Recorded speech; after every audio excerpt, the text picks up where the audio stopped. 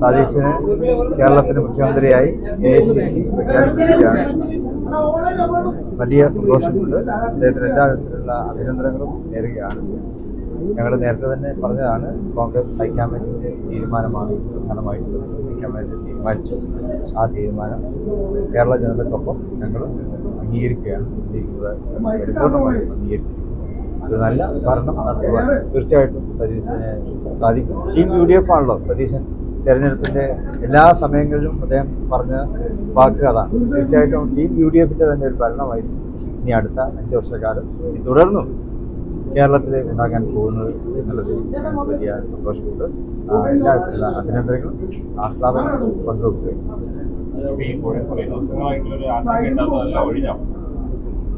സ്വാഭാവികമാണല്ലോ. 21 ലക്ഷത്തോളം സന്തുഷ്ടരായ ഉപഭോക്താക്കളും 2 ലക്ഷത്തോളം തിമിര ശസ്ത്രക്രിയകളും പൂർത്തിയാക്കിയ മലബാറിലെ ഏക കണ്ണാശുപത്രി Al Salama high hospital, hospital road, Perinthalmanna. AICC ആണ് ഈ കാര്യത്തിൽ അന്തിമ തീരുമാനമെടുത്തത്. കോൺഗ്രസ് ഹൈക്കമാൻഡാണ്.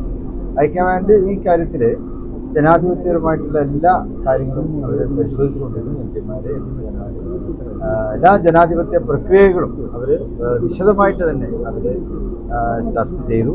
ഞങ്ങൾ ഘടകകക്ഷികളുടെ തീരുമാനവും ഘടകകക്ഷികളുടെ അഭിപ്രായങ്ങളും ഒന്നിലേറെ തവണ അവർ ഞങ്ങളോട് ചോദിച്ചിട്ടുണ്ടായിരുന്നു.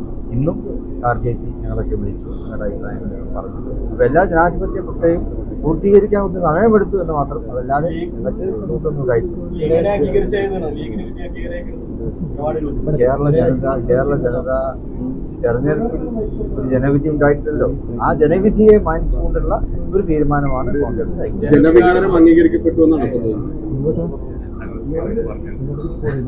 ഞാൻ പറഞ്ഞു. ഒരക്ഷരം കൂട്ടിച്ചേർക്കേണ്ടതില്ല,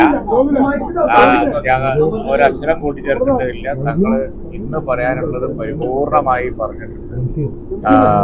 ഇനി ബാക്കി കാര്യങ്ങളൊക്കെ ഞങ്ങൾക്ക് കോൺഗ്രസ് പാർലമെന്റ് പാർട്ടിയൊക്കെ യോഗം ചെയ്യുന്നുണ്ട്. ആ ഡീറ്റെയിൽസ് കിട്ടട്ടെ, അതിനുശേഷം ഞങ്ങൾ നിങ്ങളോട് പറയാം. ഇതുവരെ ഉണ്ടായ കാര്യങ്ങളെ കുറിച്ചുള്ള ഒരു മൊത്തം ഒരു കാര്യം വളരെ വിശദമായി തന്നെ തങ്ങൾ പറഞ്ഞിട്ടുണ്ട്.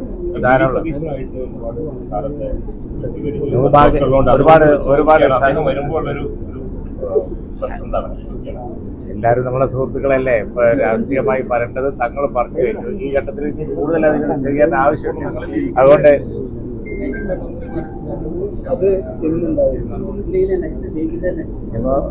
അത് വൈകാതെ തന്നെ ഞങ്ങൾ പ്രഖ്യാപിച്ചു.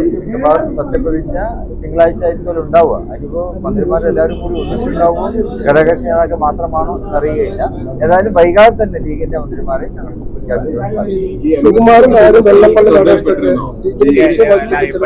ഇന്നത്തേക്ക് ആവശ്യമുള്ളവർക്ക് തങ്ങൾ പറഞ്ഞു.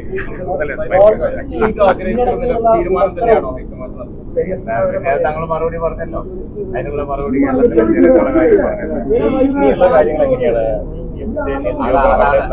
അതാണ് പറഞ്ഞത്. ഇനിയുള്ള കാര്യങ്ങളെ കുറിച്ചാണ് തങ്ങൾ പറഞ്ഞത്. കോൺഗ്രസ് പാർട്ടി വൈകുന്നേരം യോഗം ചെയ്യുന്നുണ്ട്. അതിനുശേഷം ബാക്കി ഡേറ്റുകളൊക്കെ ഷെഡ്യൂൾ ചെയ്യും. ഷെഡ്യൂൾ ചെയ്ത് ഞങ്ങളെ അറിയിക്കുന്നതിനനുസരിച്ച് എല്ലാവരും ഒരുമിച്ച് ചെയ്യേണ്ട കാര്യങ്ങളല്ലേ. ഡേറ്റ് അതിനനുസരിച്ച് ഞങ്ങളും അതിൽ ബാക്കി കാര്യങ്ങളാണ്. അതിന്റെ ഫോർമാലിറ്റി പ്രൊസീജിയർ എന്ന് പറഞ്ഞാൽ കോൺഗ്രസ് പാർട്ടി അതിന്റെ തീരുമാനങ്ങൾ എടുക്കുന്ന ബാക്കി ഘടകകക്ഷികൾ അവർ ബന്ധപ്പെടും. നിയുക്ത മുഖ്യമന്ത്രി ബന്ധപ്പെടും. അപ്പോ പിന്നെ അതിന്റെ ഫോർമാലിറ്റി ഗവർണർക്ക് കൊടുക്കുന്ന കാര്യങ്ങളൊന്നും അറിയാലോ. അതൊക്കെ പ്രൊസീജിയറാണ്. അതതിന്റെ പുറത്ത് നടത്തും. ഇപ്പൊ ഈ ഘട്ടത്തിൽ പറയേണ്ട എല്ലാ കാര്യങ്ങളും പാർട്ടിക്ക് വേണ്ടി പറഞ്ഞു കഴിഞ്ഞു.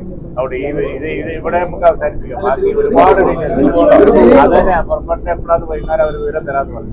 ലീഗിനെ ആക്രമിക്കുന്നവരോട് എന്താ പറയാനുള്ളത്? ഇതിന്റെ പേരിലും